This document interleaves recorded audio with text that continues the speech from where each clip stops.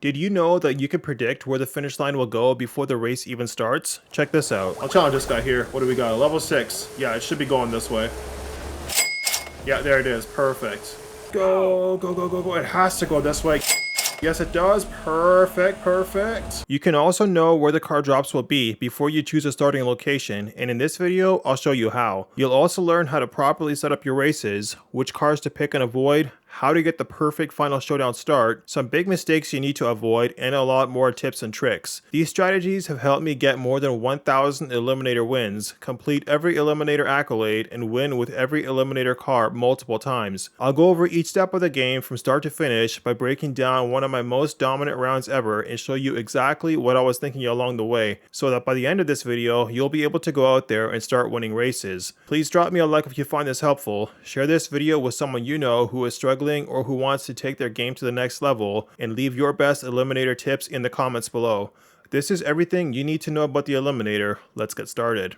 So before you pick your car or starting a location, there are two settings you need to change. Go to your difficulty level and turn this all the way down. Just kidding, that won't actually help you. What you actually want to do is go to your controls, scroll down until you get to map, and bind this to a key that you can pull up quickly. I can't stress enough how important this is. Your map and minimap are absolutely crucial in the Eliminator, and if you're not using them, it's like playing with one eye closed and one hand tied behind your back. Next, go to audio and find the GPS voice. Turn this off. You won't be listening to what it's telling you anyway, so it's just an unnecessary distraction. Probably the only time you should listen to the GPS voice is when you're racing through the city. Here, everyone's on equal footing and it will tell you the fastest route to the finish line. Apart from this, you can usually find off-road shortcuts that will get you to the finish line quicker. Personally, I just leave it off and watch the minimap instead of relying on being told where to go. Some other distractions you want to turn off are your subtitles, wrong way warning, and skills. Other settings like your steering, traction and stability control, and shifting preferences are up to you. So at this point you're ready to start playing the Eliminator, but first you need to decide where you want to spawn, and you don't want to just pick any random location.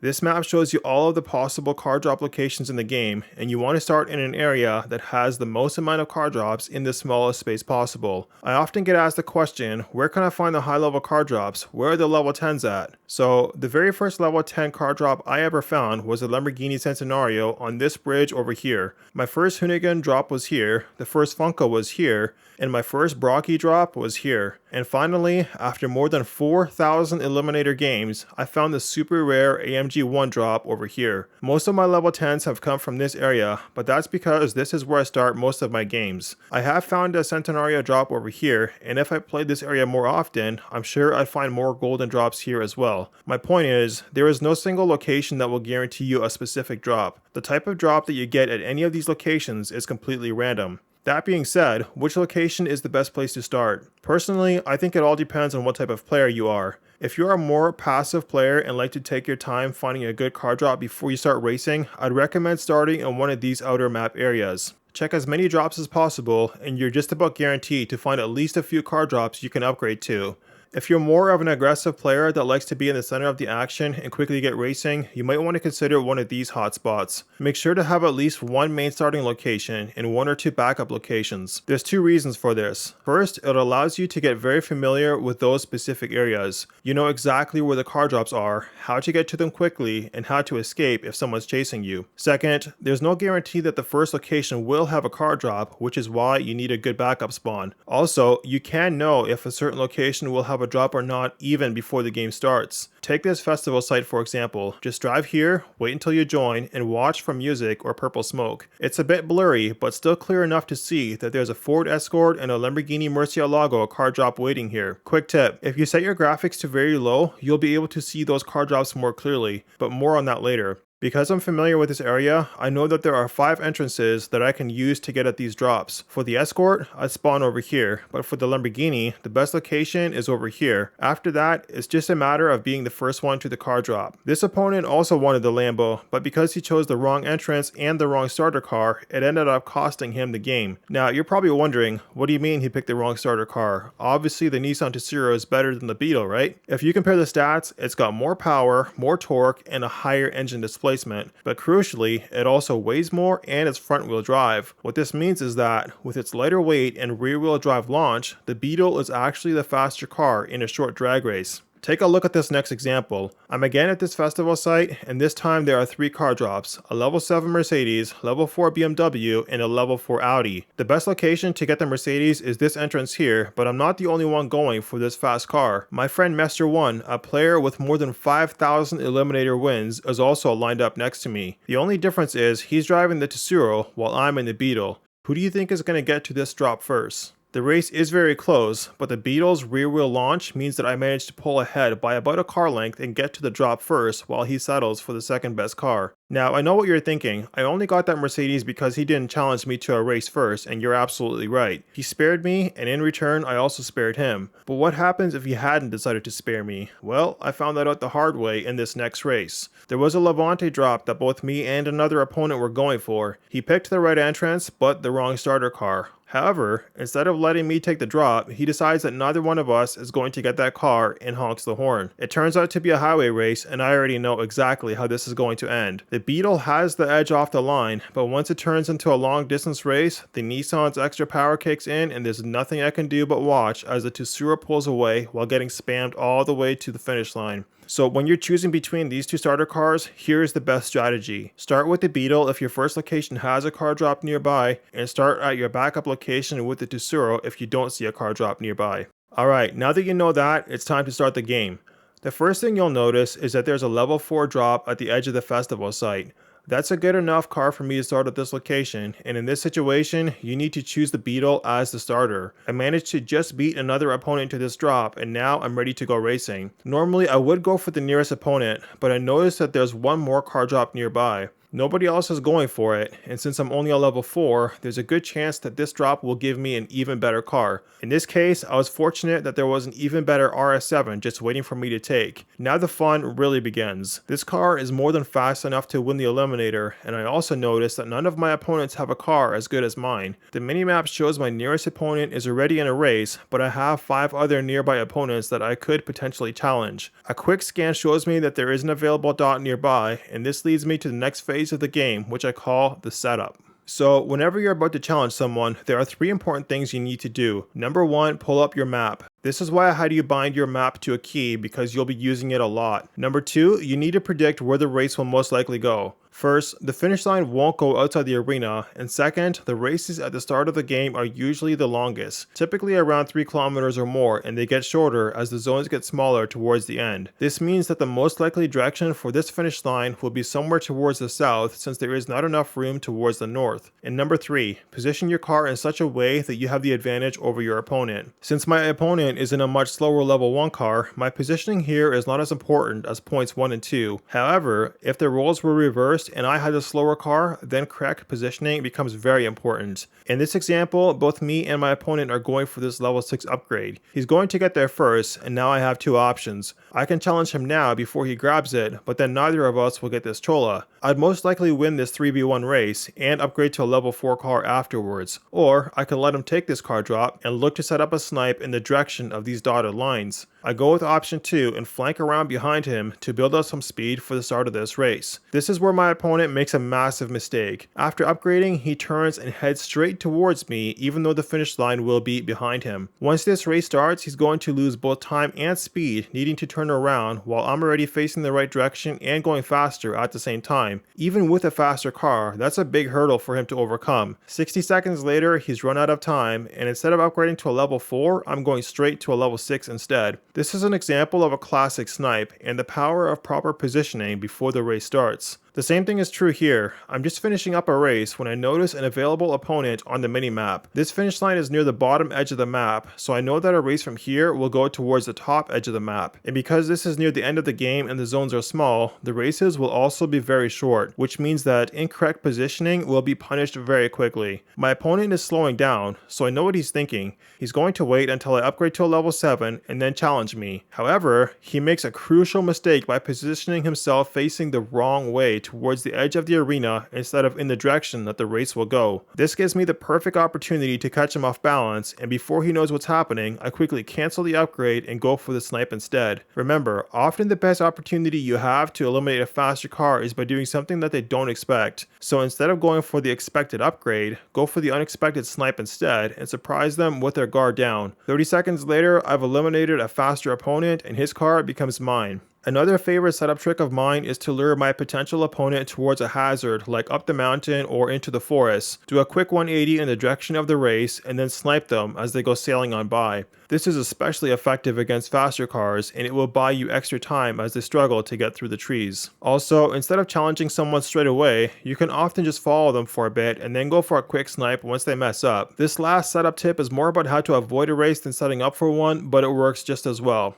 So if you're being chased by someone and don't want to take the race, simply lead them into the path of another opponent and let them take care of it. He gets a free win and you get to carry on your merry way. Why do all the eliminating yourself when you can get others to do it for you, right? More on that later, but let's get back to the main game for now. So another thing you notice here is that my opponent is in the pause menu. Now, he could be looking at his map, but the more likely reason for this is he's going to quit and drop out. That means that this is essentially a free car upgrade, so I quickly challenge him and start turning towards the south, and sure enough, that's exactly where the finish line is going. But remember, since he's still in the pause menu, I'm still expecting him to quit, so that's why I'm already scanning my minimap for my next opponent. There are two nearby available opponents, but based on how close they are to each other, it's very likely that one of them would challenge the other to a race. However, there's one more dot towards the left, so that's my target if my opponent quits, and sure enough, that's exactly what happens. Now, he might have needed to leave for different reasons, but let me show you some other examples of why people quit and how you can use that to your advantage. In this instance, both me and this other Tsuru are going for the same car drop. Both of us are going too fast to be able to grab it, but he makes the mistake of slowing down after we've both gone past it already. Now, he has no guarantee that I won't challenge him, and I want that Porsche just as much as he does. Once his speed is gone, I honk the horn and start the race, but I'm not planning on finishing it. I'm not even to the top of the hill before I see him in the pause menu, and I already know what's coming next. I start turning back around, and sure enough, his frustration means that I'll be the one to end up with the Porsche in the end.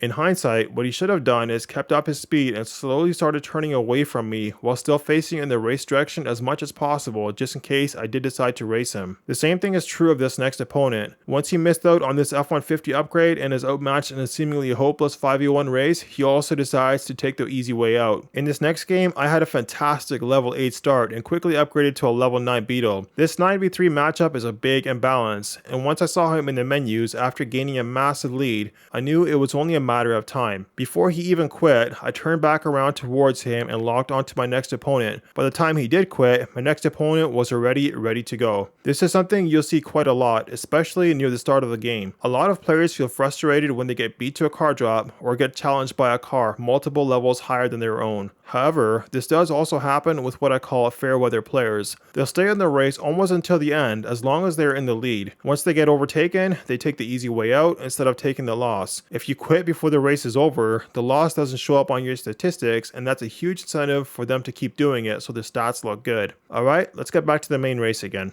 So after my opponent quit and I upgrade to the Bronco, this dot on the highway becomes my next target. Once I get close, it's time to check my map. Remember that my last race was towards the south, and since I'm very close to the same starting location as my previous race, I'm expecting it to go over there again, and sure enough, that's exactly what happens. Maybe you missed it, but there was another indicator that told me I was heading in the right direction even before the finish line showed up. It's your minimap, or more specifically, the distance indicator on your minimap. If we play it back, you'll notice that the distance to the finish line decreased from 2.9 to 2.8 kilometers, so I knew I was heading in the right direction even before the finish line showed up to confirm it. This is why you always look at your minimap after you challenge someone. Knowing the race direction even just a few seconds before your opponent does can sometimes make the difference between winning or losing the race. Watch how, in this example, the distance doesn't decrease just once but twice as it goes from 3.1 to 3.0 to 2.9 kilometers in a matter of seconds. So I knew I was definitely heading in the right direction well before the flag confirmed it. The reverse is also true. Seeing the distance go from 2.7 to 2.8 kilometers, I knew that the finish line would be behind me and I needed to turn around ASAP. It gets even easier once the races get shorter and the distance is measured in meters instead of in kilometers. And the faster it counts down, the more more accurate your heading is. All of this combined is enough to give you a pretty good idea of where the race will go, but there are 2 more indicators that will also help you. First, look at your nearby opponents. These 2 players challenged each other before I could challenge one of them, but thankfully there was another opponent nearby for me to race. Without even looking at the map, I simply turned west and followed them. Since their race was near mine, it's likely that their race direction would also be similar to mine, and like you can see, that's exactly what happened.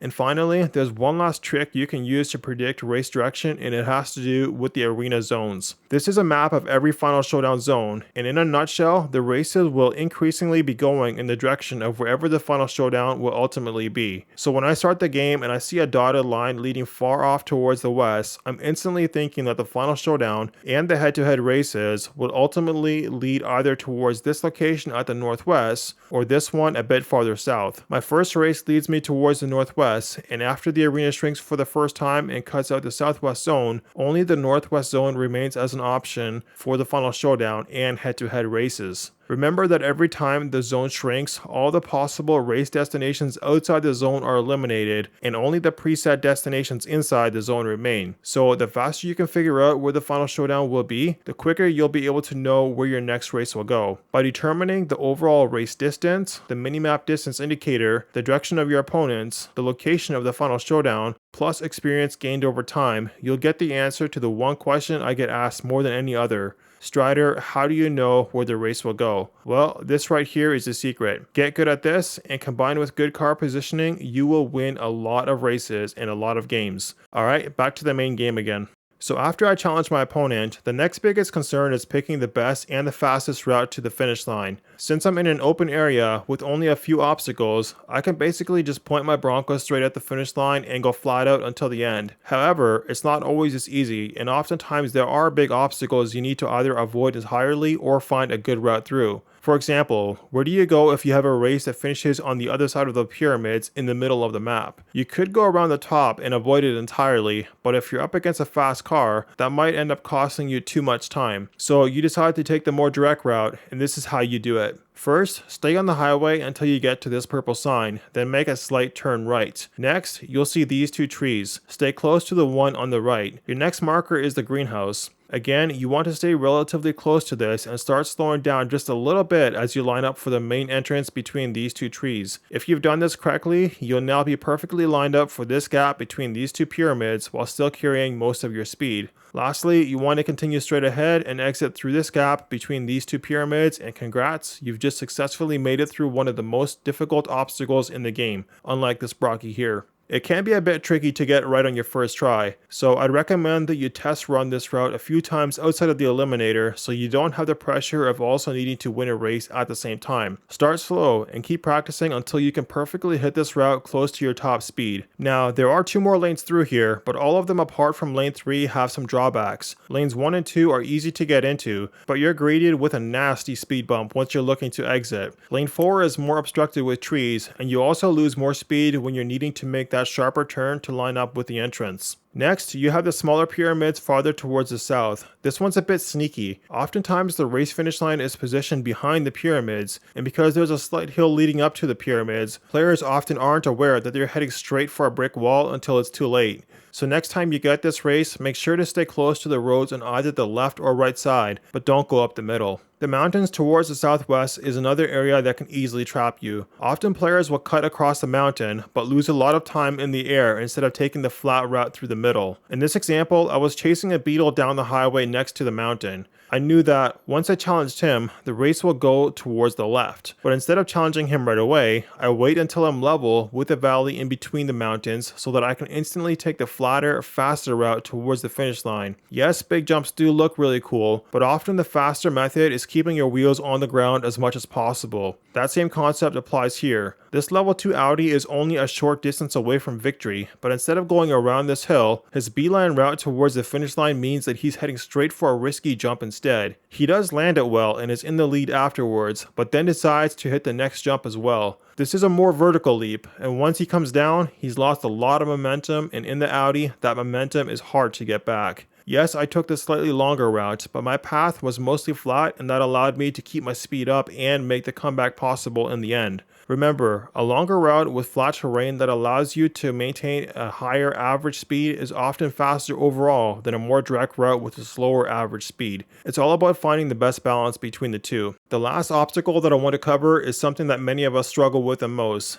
It's not a specific location like these other examples. It's something you'll find scattered all over the map. You guessed it, it's the trees. Think about how often you've lost a good car because of a tree, or made an impossible comeback because your opponent crashed into a tree. In this example, my opponent is just seconds away from winning this race, but then the very last tree stops him a mere 20 meters from the finish line. Think about how he felt after that, or what you would have done if that had happened to you. These are some of the most frustrating moments, but the flip side is also true. One of the best feelings in the Eliminator is when you can just fully send it through the forest, and the trees just seem to magically part ways in front of you. Here's what I look for when I'm racing through the forest. First, I want to identify the big trees as quickly as possible. These are solid, so you can't just drive through them. In this case, it's these 3 trees. Second, I want to stay as close to them as possible without actually hitting them, because I know that all the other trees around them will be small trees that I can easily break. It's extremely close, but I've made it past the first batch. Next, I'm looking at these 2 trees. These won't break, but this short one in front of them will. Watch me use this concept of small trees good, big trees bad as I try to navigate this forest as quickly as possible.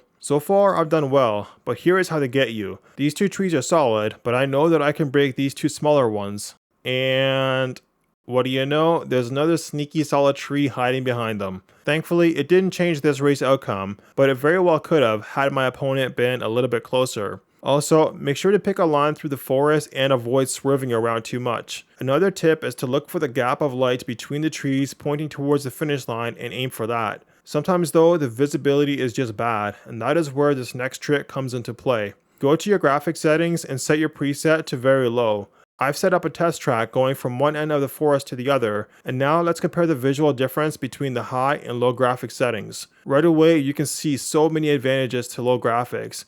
You can see the light through the forest much better, you can spot the wood lying around on the floor, and maybe most importantly, you can quickly tell which trees will break and which ones will not. The car graphics still look good as well, and the map just feels more open, which gives you a lot more confidence about where to go when you're in the middle of a race, like with the Metro here. Normally, you'd start slowing down as you approach the forest, so you trade some of that speed for better handling, but in this case, that was hardly even necessary. I'm able to keep the throttle pinned and easily pick a line through the forest without hitting anything all the way to the finish line. This alone has the ability to win you a lot of games, but there is one more strategy you can add that will take it to the next level. Basically, you want to always play around the outside of the arena. Since you know that all the races go back to the arena, this gives you a good sniping opportunity and head start every time any opponents try to challenge you. Do this on repeat until you have a car you feel comfortable with winning in the Final Showdown, and once you have it, then just hide until the Final Showdown starts. Alright, back to the main game again. So this 7v3 is shaping up to be a nice win, but before you cross the finish line, there are 2 very important things that you should be doing. First, your mini-map. This helps you gather information about where the other opponents are at and which one's the closest for you to race next. Anytime you're ending a race or looking for your next race, you need to be absolutely glued to this and scanning around constantly as you try to build a clearer picture of what's happening around you. If you're not dizzy and crashing into trees, you're not scanning hard enough. The minimap also comes in clutch during the race as well. This might look like a clear path to the finish line, but I know that this race is actually a bridge crossing, and I set myself up in line with that. My opponent is likely not checking his map, and that mistake is about to cost him his very wet car. Second, after you cross the finish line, you always want to turn and face your car in the direction that your next race is going to go. This is to make sure that you don't get sniped from behind while facing the wrong way after you upgrade your car. In this example, I'm heading towards the east edge of the arena, so I know that any race here will go back towards the west, so that's the direction I need to be facing. I also notice that there are a number of opponents around me, so as a safeguard, I position myself right at the edge of the arena so I won't get flanked from behind. Once I've turned around and I'm facing in the direction of the next race, only then do I upgrade my car. There might be a challenger just waiting for me to finish upgrading, so I make sure to go flat out immediately. I just miss out on getting a quick snipe of my own, but against a fast car like that and in these short races, you don't want to slow down and lose any momentum on a retest. Instead, the better option is to catch up to a slower car ahead and race them instead. One extra bonus tip to do at the end of the race is to wait to upgrade your car until you're on the road. This will give you instant traction off the line, just in case you get sniped by someone sneaking up on you. Alright, now that you've learned what to do and look for before, during, and after a race, let's talk about which cars you should be taking or avoiding in the Eliminator. In my opinion, these are the best and the worst cars in each level. Let me know yours in the comments below. Very rarely will you be given only the best car each time you upgrade, so often the best thing to do is grab every higher level car in order to get to a level 10 as quickly as possible. However, this does change based on which stage of the game you're at. Normally I would avoid the mini buggy, but it makes sense to take it at the start of the game since it is a level 4, even though it doesn't act like it, and then race a level 1 opponent for a quick upgrade to a level 5. So in the early game stages, you want to prioritize car levels and take the highest ones possible. However, this changes once you get to the late game. At this stage, you want to prioritize performance over levels, even if that means swapping to a lower level car. Yes, driver skill is important, but having performance on your side definitely helps as well. Also, if you see that the Final Showdown will be mostly off-road, it's a better decision to hold on to your Mercedes GT4 instead of upgrading to the Camaro instead. Now, before we talk about how to get the perfect Final Showdown start, let's discuss some mistakes that you definitely want to avoid doing in the Eliminator. First, don't look at your map for too long when you're in a race. In this Final Showdown, I opened the map for a grand total of 1.5 seconds. Take a look at how much speed I lost during that short time. I peaked at 376 kph, and after 1.5 seconds of map time, I'm down to 350, which is a net loss of 17 km per hour in top speed. Now, most of the time it doesn't affect the outcome, but when you're in a close race with an evenly matched opponent, it can make a difference. Here, my opponent checks his map not once, but twice. And that small loss of speed was all it took for me to take the lead and ultimately win the race. Also, don't check your map when someone is coming up behind you. You're an easy target caught off guard, and that mistake can cost you your car. Number 3, and this is a big one, never ever charge straight towards someone positioned at the edge of the arena. This is one of the absolute easiest ways for you to lose your car, so don't do it. This matchup might seem like it should be a relatively close race, but by the time my opponent figured out what just happened and turned back around towards the finish line, I'm well on my way to victory. And the same thing here. At this stage of the game, the races are so short that there is no coming back from a mistake like this. Here's another perfect example. Based on my position, I know that a race from here will go up towards the right. So when this Lamborghini charges me, I intentionally go left first to pull him even farther off the race direction. Once he fully commits to a right turn, it's game over. He now needs to turn back even farther towards the left just to be facing the right direction. That all adds up to extra time loss, and paired with a short race means that this is one Final Showdown that he'll be sitting out. Now, if you absolutely must charge at someone near the edge of the arena, here is how you do it correctly. First, you need to make sure that you're in a faster car than your opponent. This way, you'll at least have the extra speed to bail you out in case things go wrong. Next, before you challenge him, you need to block or stall your opponent while turning around to where the race will go. Take away their speed and direction advantage, and now you can rely on your extra speed to get you that race win. Just make sure that when you're going for the block, you actually make contact with your opponent instead of spinning out of control. The next mistake to avoid is being baited into a race you know will cancel once the Final Showdown starts. The trick is to challenge them, but while they desperately try to get one last win, you need to stay put and don't compromise your Final Showdown start. My opponent has absolutely nothing to gain from this win and everything to lose if he doesn't get back in time to start the Final Showdown. Mistake number 5. Don't face the wrong way if you're trying to beat someone to a car drop. In my experience, I found that driving forward is generally faster than going in reverse, but in all honesty, this was pretty humorous to see. And speaking of funny, this next mistake really tickled my funny bone. I had just upgraded to this Porsche and positioned myself at the edge of the arena so I wouldn't get sniped from behind. Being distracted with something else, I wasn't really paying attention and I didn't immediately spot this dog coming towards me on the minimap. He was a bit far away, so I couldn't really see what he was trying to do at first, but at this point I started paying attention again and noticed that he's reversing towards me, most likely trying to go for a reverse snipe. What became apparent quite quickly was that his driving and reverse skills needed some serious help, and once that became obvious, I just sat there in amazement and wonder, watching the slowest snipe setup I've ever seen take shape in front of me. However, at this point I couldn't take it anymore and decided to give him what he was asking for. Once he started that final fateful reverse, I stepped on the gas and a short while later mercifully relieved him of his car. Let me show you how to properly do a reverse snipe. First, and maybe most importantly, you want to make sure that you have the faster car. Remember, you're both facing in the same direction, so there's no setup advantage for you here apart from your car performance. Next, make sure you're looking back towards your opponent and copying his actions closely. You reverse and accelerate when he does, but also try to slowly close the gap to him at the same time. Also, don't get caught reversing while he's accelerating, and once the race has started, do not let him pass you.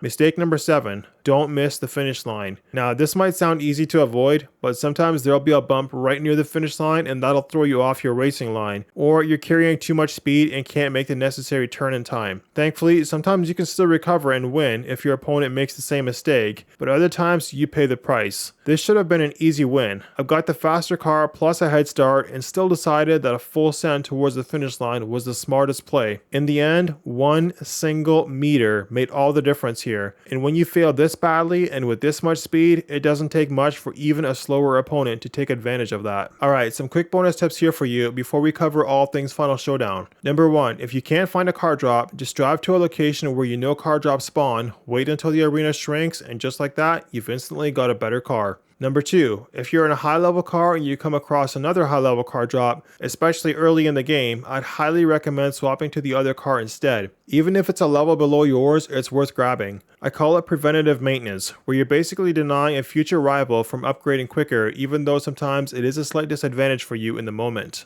Number 3, keep a close eye on the Forza links and remember who's driving what car. This can prevent you from accidentally challenging a friend before the Final Showdown. Number 4, if you're in a fast car and notice one car chasing another, always challenge the second car. Usually it'll be the faster car, and this way you can eliminate them before they're a threat in the Final Showdown. This also works really well even if you're in a slower car but have a great race setup. Number 5, even though the minimap shows no cars nearby, you want to honk your horn after a good early car upgrade since there were likely other cars going for that drop as well, and this way you get a quick race and upgrade. Number 6, not moving is not a guarantee that you'll be invisible, even though it looks that way on your minimap. Chances are, this opponent could still see me on his minimap, and that's why he knew exactly where I was hiding. There's some debate about how exactly to stay off the map, but standing still seems to be a hit or miss strategy. Number 7, opening your map while driving through small obstacles like guard railings or opponents' cars means that you ghost through these objects instead of taking the damage they would have normally inflicted. It's called map tricking, and there's a big debate in the Eliminator community if this is a blatant cheat, a legit exploit, or maybe an oversight by the developers. Personally, I usually avoid using it unless I'm in a race and someone else tries to ram me. Let me know how you feel about this trick in the comments below. Number 8, if you notice an available opponent coming towards you, stall them before you upgrade and then immediately challenge them afterwards. I call this making reservations, and it helps prevent time loss when going for those high elimination games. Number 9, the Eliminator can feel hardcore and sweaty sometimes, but if you're up for the challenge, try to find another low level car in the Final Showdown and make it a point to help them win. Or instead of taking a high level drop, be generous and leave it for your friend instead. Or maybe gift someone an undeserved win. It's these random acts of kindness they'll remember for a long time and helps make the Eliminator a fun game mode.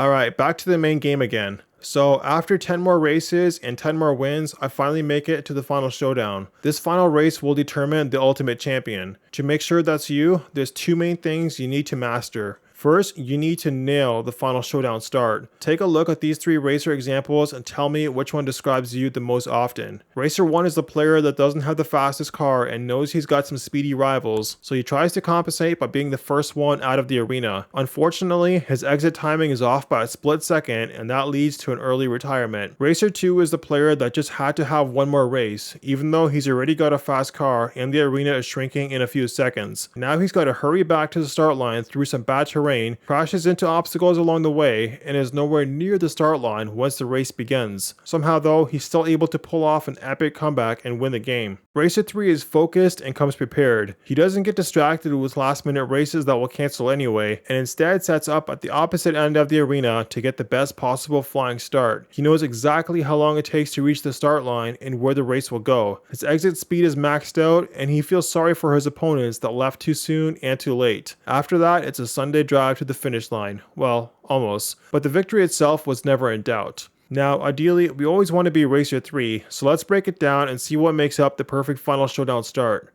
First, you need to know how long it takes for your car to reach the edge of the arena from a specific starting point. For this race, I've chosen the top of these yellow lines as my launch point. Next, you want to do a test run from here up towards your exit point, but first take a look at your timer. I'm starting this run at 27 seconds. Let's see how much time will be left once I get to the edge of the arena.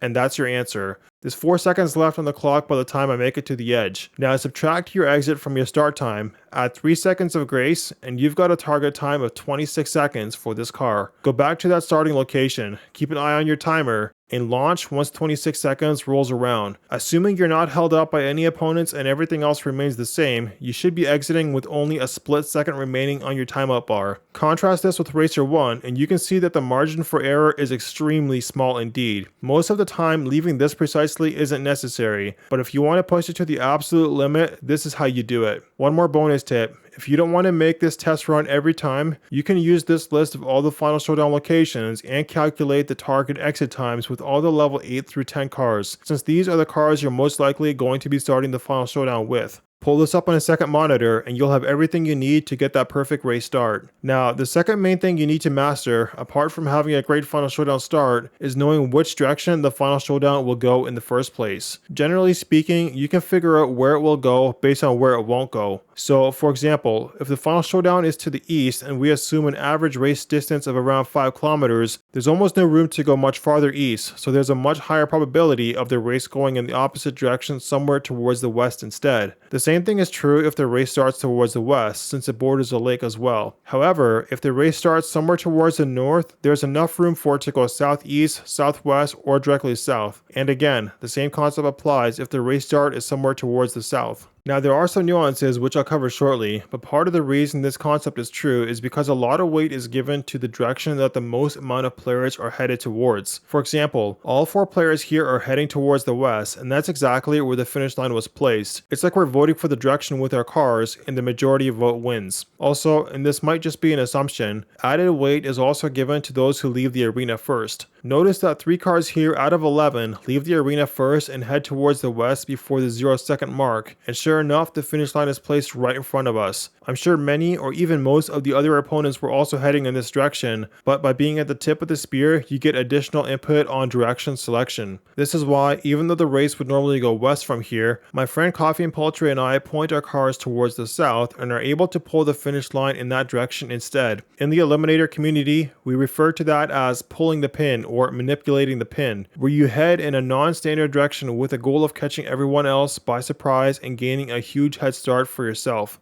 This is a strategy commonly used by players in low-level cars as a way to beat much faster cars, and something I use quite a bit when doing the Win with Every Car challenge. I'll leave a link to those videos below. Now, there is a debate about whether or not priority is actually given to low-level cars in determining race direction as well. I tested that theory with more than 50 races in this video, and in the end, the results were inconclusive at best. Now, this works best if you have very few opponents. In this test, my opponent took his level 10 RS200 down the standard south route, while I exited northeast with my level 5 Ford Focus. Like you can see, the game clearly favored my lower level car. Most of the time, you will either win big or lose big by doing a solo charge in the opposite direction of everyone else. Your odds of success are much better if you can get 1 or 2 others to join you when attempting to manipulate the finish line. There is one more trick that you can use in the Final Showdown, and I have my friend Nickel Colt aka Mr. 1 to thank for bringing this to my attention. I call it pushing the pin, and contrary to pulling the pin, this is best done in tandem with your opponents. So because the Final Showdown was towards the south and all of us are going towards the north, I'm 100% certain that the finish line will be towards the north. However, it will likely go slightly left or right, and because of the slow car I'm driving, a finish line towards the city at the right will be much better for me than a speed race across open field towards the left. So here's how this strategy works. Look at the countdown timer, and right as it hits 0, I make a quick turn towards the right in order to have the very last directional input before the race officially begins. Essentially, it's one last push at the pin, and sure enough, it goes exactly where I wanted it. I do the same thing here with a last second push towards the left, and again, it works perfectly. I tried this as a solo rider in tandem with the pull the pin strategy, and the results were a bit more unclear. Yes, it did go left overall, but not as far as I would have liked. However, this next solo attempt with a buggy fared much better, but I definitely had my share of fails as well. Here I again tried pushing it towards the right in tandem with my opponent, but the push had no impact on this race. Overall, I found this strategy's results to be inconclusive, just like that pull the pin strategy. Sometimes it works great and other times not at all, so just be mindful of that if you plan to try this. At the end of the day, as long as you get the general direction correct and have a good start with a decently fast car, that is often all it takes for you to be well on your way to victory. Add in all of these other tips and tricks along with some more Eliminator experience, and you'll find that the Eliminator isn't quite as hard as you maybe first imagined it to be. Remember to like this video if you found this helpful or learned something new, and share it with someone who wants to become a better Eliminator player. Comment below what stood out to you the most and leave any additional tips and tricks down below. Thanks for watching to the end. I appreciate the support and hopefully I'll see you in the arena someday.